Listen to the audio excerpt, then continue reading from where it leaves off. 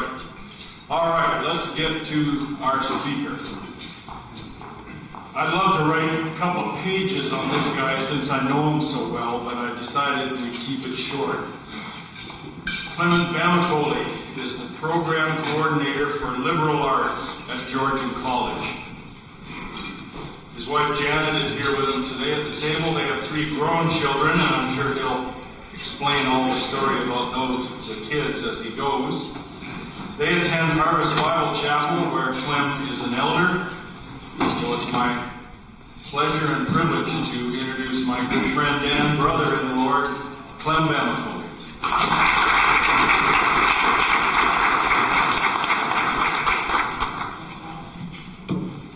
Amen. Thank you, John, for that warm welcome and introduction. I want to thank you. Thank you, Ron, as well as Sean, for inviting me here today. I want to thank everybody for making it out on this beautiful day. God is good all the time. God is good. Just want to go through a couple of things. Psalm 31, it says, "Taste the Lord and see that the Lord is good. Blessed is the one who takes refuge in Him." The title of my story is The Goodness of God. So before I go, I just want to touch on very quick Bible verses that underpin my testimony. So the first one, Matthew 6:23, "Seek ye first the kingdom of God." Psalm 37:5, "Commit your ways unto the Lord, thus your name will establish." Psalm 35, "Weeping may endure tonight, but joy comes in the morning." Luke 1:37, "With God nothing shall be impossible." And lastly, Philippians 1:6, "God who has begun a new work and you will bring it to completion in the day of Jesus Christ." So my life is full of twists and turns. I'm sure you probably can identify with that. There's actually an African adage that says that there will be a time when, there will be days when you want to speak, but you don't have what to say. There are days that you have what to say, but you don't have the time.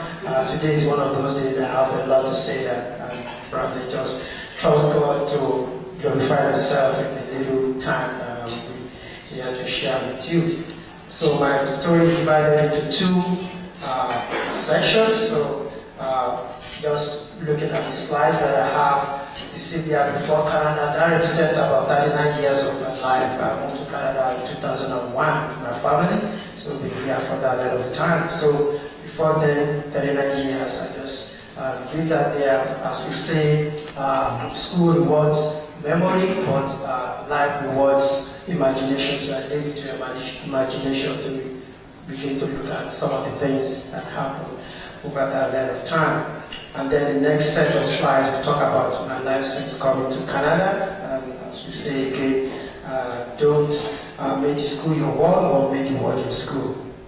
So I was born into a Christian home. My dad being a Baptist pastor, my mom teacher, and I'm the last of 5, last of 6, if you include the toddler that passed away just before I was born. And so please understand that my parents actually had delay when they got married, so they didn't have children right away. So by the time I came, my mom was 41 years old. So she was born in 1921, I was born in 1962. And so I was this very tiny little boy, and my dad was so afraid. I guess it was such a high-risk pregnancy, and having lost the child before, so he was so afraid for my life. And I don't know how he did it, because my dad was always away for most part of the year, because he was working with the American Baptist missionaries in Nigeria, so traveled Nigeria and some West African countries. But something is interesting in the sense that 5 of the 4 surviving kids were all born in December, within the space of about roughly 1 week. December 6, 12, myself 18, and somebody 25. So I don't know how they did it, but that's managed to come to that. So something, maybe they were doing some calculations or something, I don't know. But something is important as to African names. I don't know if you know, there's always a meaning to your name. So I was given this name, Father of Shop. So literally taken from Psalm 23, the Lord is like my guide and my guide. And that kind of sets the tone pretty much for the rest of my life, that name alone. And the other name, Clement, fellow Biara in Philippians 4:3, if you know the story, so that's the name of, the name of Clement, so kind of this child born during their old age. So at age 12, I gave my life to Jesus Christ and during revival service, and it was pretty powerful for me because at that time, at least, I have an understanding of why I need to do that. And fast forward, God saw me through high school, but then in the university, it was not that easy, the peer pressure and all of that. So it was partying, booze, and all of that. But God arrested me after the youth service in Nigeria. I come from Nigeria, sorry, I didn't mention that. So in Nigeria, after your university, you have to do national service, you do paramilitary training, and then you do primary posting. And so after all of that, we were being paid something, but it wasn't much money. So I wasn't faithful in tithing because I knew I should be tithing, but I wasn't tithing. Instead, I was actually titrating. Some of you chemistry will understand that. So instead of tithing, I was titrating. So, but God arrested me, and then that was actually the turning point because then I dedicated my life, and a lot of things began to happen. I would say God is a God of second chances because for me, in a lot of the places where I work, actually got hired the second time around, including where I work in Georgia, and including the position that I hold now. It's like God just giving me the first chance, like a church rehearsal, and then the second time, boom. So that has been the case. So what happened was that at least the very first job I got, so when I rededicated my life, I told God I'm going to be faithful in my tithing, and next job I got, I wasn't even paid what I was paying before. It was much lower payment, but God helped me to be faithful with that. And then fast forward, I went to International Institute of Tropical Agriculture to apply for a job, and the person that I went to see there said, no, they don't hire people with your qualification or with your background. I'm like, did I go to university for fun? Are you kidding me? This is an international research institute. I read agricultural science, and they said you're going to take me. Anyway, I left. I went to apply at the bank.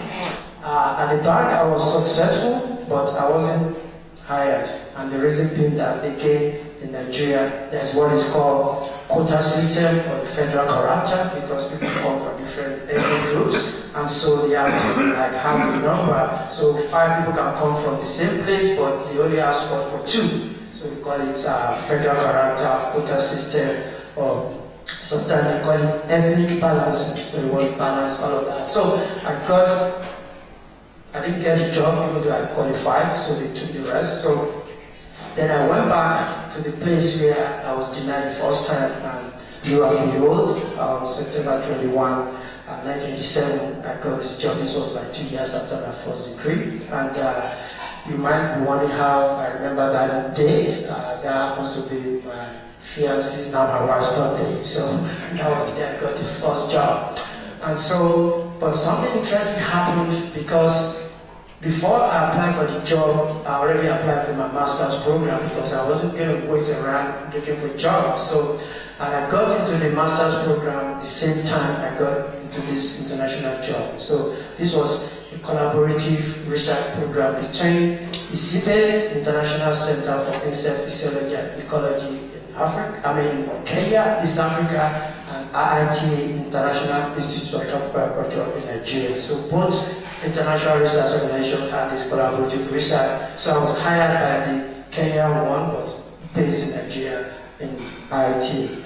So when I got this job, I completely forgot that the resume that I've been using before was the same one I used for this one. I didn't change it that I started the MSc program. So it happened one day, my professor, an American, Jenny Solawe, who got married to Nigeria, she was my professor, and then she asked me to see her in the office after the class. And I was surprised when I got to her office. She said, congratulations.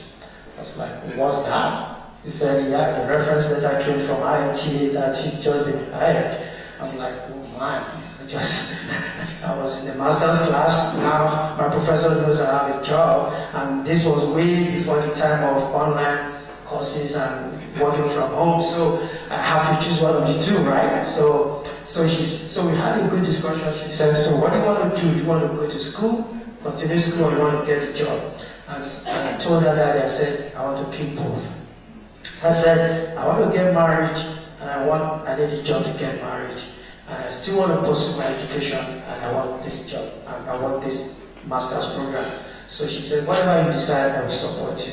And so I started, so of course I was missing classes because I had to show up at work, and then I kind of managed. I had this 22-year-old book-writing passport from my dad to all of that to me, so it did the work, except that I had to visit the mechanic place a lot of times. The jalopy wasn't that great, just imagine. So, but it got me back and forth. So then, when I got this job, I started the class, but so that was an ethical dilemma for me to have to decide which one, but I decided I was going to do the two. So I continued, but then just about 2 weeks when I started around October, the class started in September, my scientists who just hired us, 2 of us, it was going to go all over the world for about 2 months, so we gone from October to early December. So that gave me some leeway, sometime I'm in the research phase, sometime I'm show up in class, maybe the end of class, all of that. But then when it came back in October, it was about the time for the first semester exam.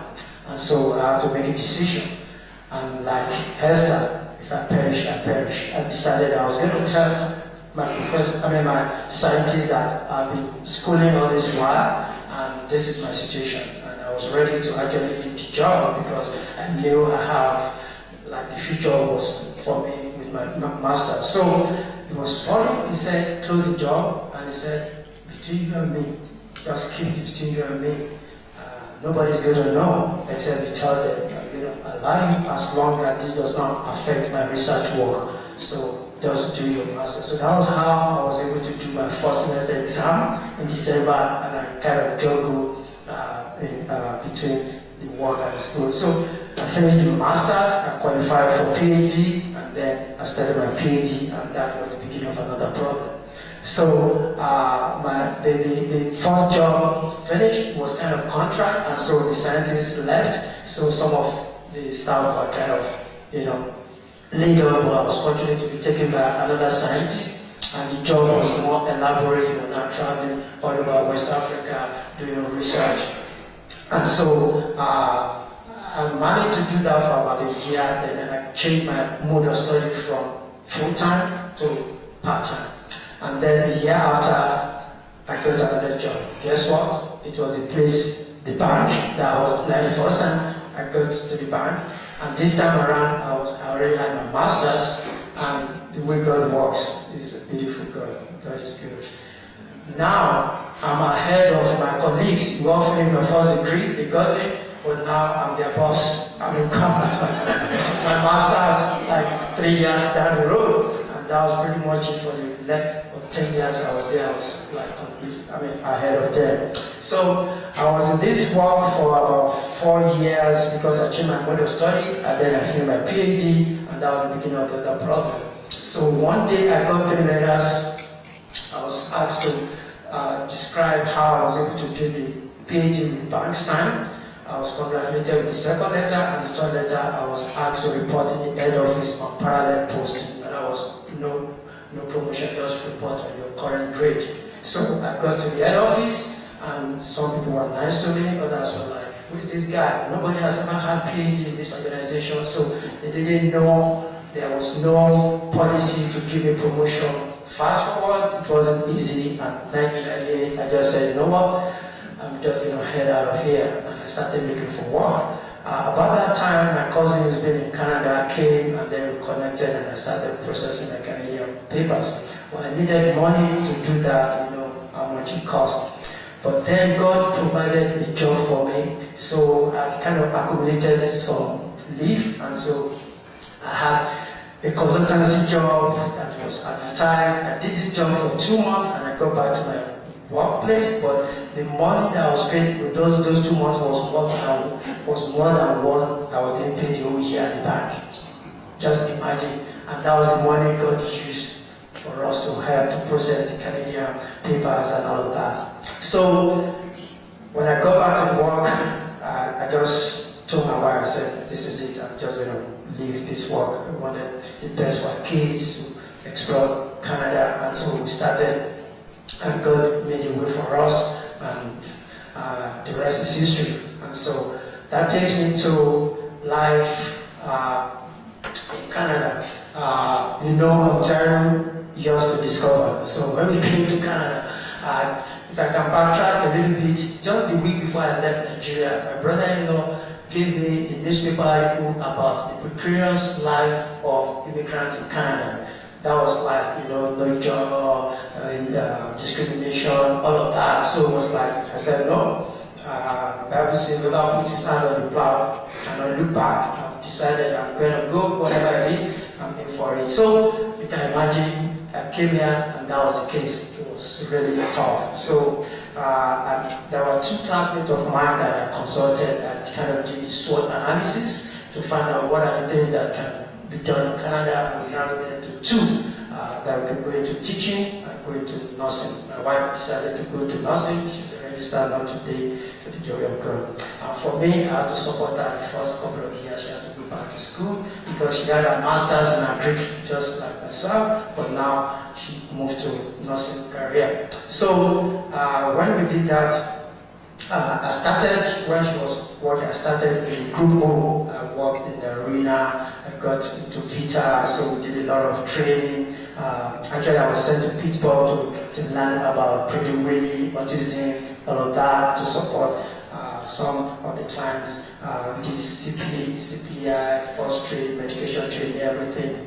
And so I was in the Group O, but then I changed to night duties because I needed to do some other stuff. So that took me to consulting. So in 2004, we found this company, ICTC, Intercontinental Consulting Training Center. I became the CEO. My partner in Nigeria was helping. And so what you see there, the welcome, Ron, you might be surprised. Ron did that for me, ProSign. I'm not sure if you remember anymore. Now when ProSign was used to receive people at the airport that came for the first International Women's Summit that we organized. And the next picture there is actually a DVD we did after the program for the people that came, and with the picture of the background there was some of those people there. It was not successful, not because we didn't do our job, but because of some issues, and so we run at a loss. In fact, some of the people that facilitated that training is here today, my friend Brian. He didn't take a dime from me. I had to pay other people, but he's my friend, so we just said, I do that for you. We lost myself and my wife, we were crying like, wow. We paid for 40 people and only 10 people showed up. And all of them will have come, but for political problem in Nigeria, there was time they were changing the government, and then the president said nobody should travel. So the minister who agreed to come and lead the delegation could not travel, and because of that, other people bailed.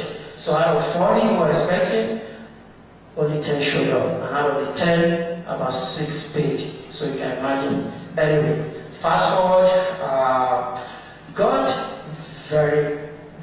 so those are some of the materials we use. So you can imagine spending all of that money for 40 people and only 10 people showed up. So but thank God, a couple of months later, God made a way for us. We had that in Vienna, Austria. I'm sure you can see it. It was a training, ICTC, you see that over there. So my friend Brian had to go to Vienna, Austria to deliver the training on behalf of ICTC. So I had to see how God works. So we got that. So that kind of helped with the losses we incurred in the first training. But then,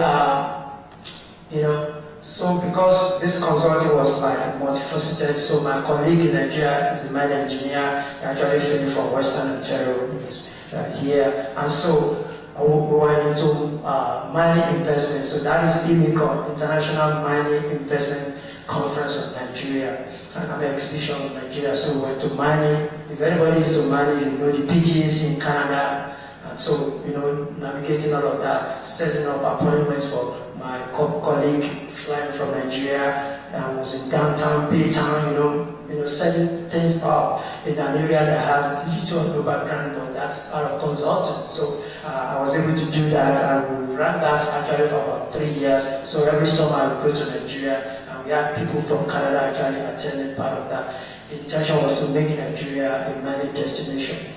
So we were successful with that, and then back in Canada, we were able to do some training again. We brought some people, so the study tour and waste management, and another friend of mine. Actually, we ran this 3 times, but the first 2 were successful because we know all the immigration issues to get people to travel here. So, but we ran it twice, and one of my friends, who's also here, Jeff, was the one that anchored the second international study tour that we did. And so God again is faithful, but in between all of that, I was into stock trading. I did stock trading, I did options trading, because don't forget I was doing night work, and so I had my day to kind of, do all of those things. Not everything was rosy, as you can imagine, but God remains faithful. And so,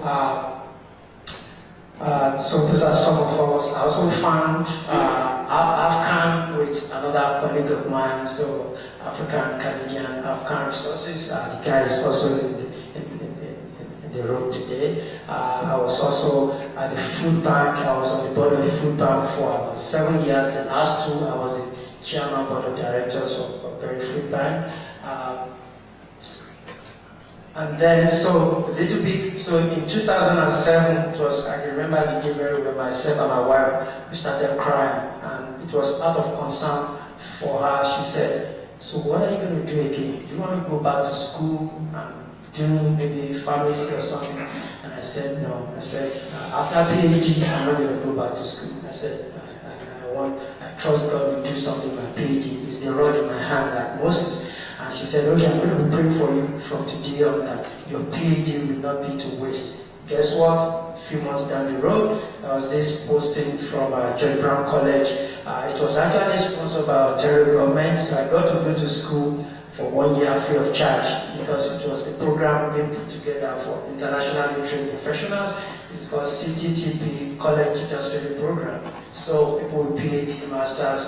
So I was in the second cohort, about 25 of us did that. And as soon as we finished that, I got a job at John Brown College part-time. So between 2007, 2009, I was doing that. And then 2009, and if I can backtrack a little bit, my very first month in Canada, I actually went to George Brown College. Georgian College, nowhere to go. I went by a couple of years later. Maybe someone, the person said they can't hire me. So fast forward, 2009, guess what? I went back to the same office. This time around, I met somebody else and they said, bring your resume, and the rest is history.